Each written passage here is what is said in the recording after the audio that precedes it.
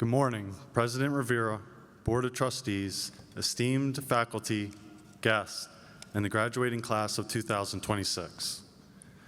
A few years ago, if you told me I'd be standing here giving this speech, I would have laughed. You had the wrong guy. You see, before I came to college, my life wasn't so perfect. There was no version of my life where this was supposed to happen. I wasn't college material. I wasn't on track.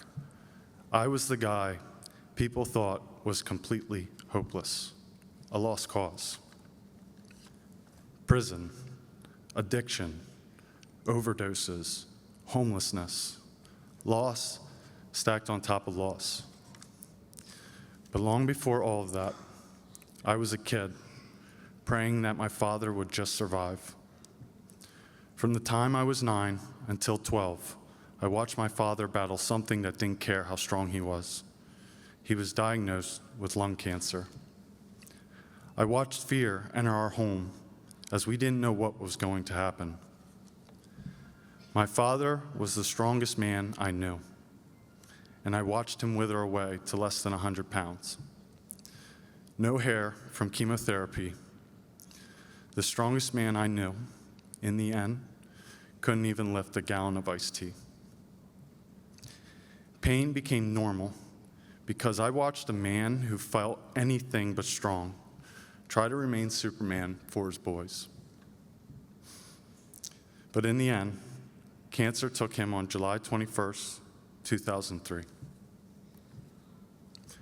I learned very early in life that life doesn't play fair. My father used to always say, "Why do a job halfway? If you are going to do something, do it right." I thought he was talking about work. I didn't realize he was teaching me how to live. Those lessons were branded on my heart. Lessons that couldn't be covered up no matter how far down I went. There were moments where I thought I wouldn't live long enough to stand anywhere like this. I used to think miracles only happened in fairy tales, stories meant for people with cleaner paths and easier roads. But I learned this: miracles are built when someone chooses to keep getting back up. My parents are miracles. My father was given 6 months to live and fought for 2.5 years. After he died, my mother fought to hold everything together. A single mother raising 2 boys while running a farm. Our life was far from perfect, but she never gave up. And that is what miracles look like. Miracles are turning scars into roadmaps for someone else to follow. When someone asks for help, instead of pretending they know everything, when they take responsibility instead of making excuses, when they decide to do life the right way with everything they've got. Eventually, I remembered those lessons in the most unlikely of places, my rock bottom. My rock bottom was in the hole of Lancaster County Prison. And I am grateful for it, because without it, I never would have changed. I never would have made the decision to become the best version of myself, to get clean, to become the man God intended me to be, to stop being afraid to live and actually live. That's when things started to change, because God had more in store for me. He placed my fiancée, Madeline, in my life. She brought me closer to him, even when I wanted nothing to do with him, even when I was angry, even when I ran. She didn't judge my past. She didn't hold my mistakes over my head.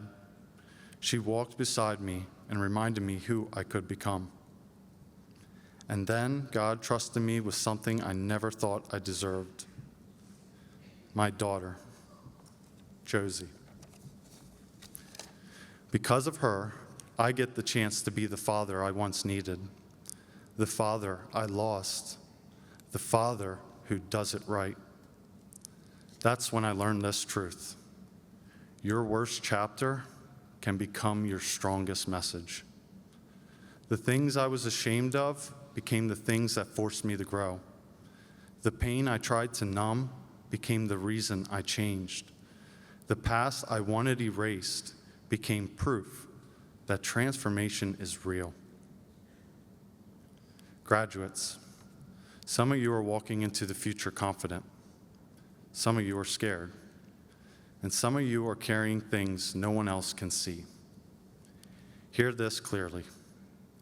Where you come from does not disqualify you from where you are going. Your mistakes are not the end of your story unless you stop writing it. So whatever you do next, do it right. Do it to the best of your ability. Do it honestly. And if you've never seen a miracle, or if you don't believe in them, I want you to remember this moment. Because I'm the no-good kid who almost dropped out of high school. The criminal they said would spend his life in and out of prison. The addict who got kicked out of rehabs. The one who overdosed again and again, but wouldn't die, even when he wanted to. The one the drug task force told my mother would be better off dead. I was all of those things. And they were wrong.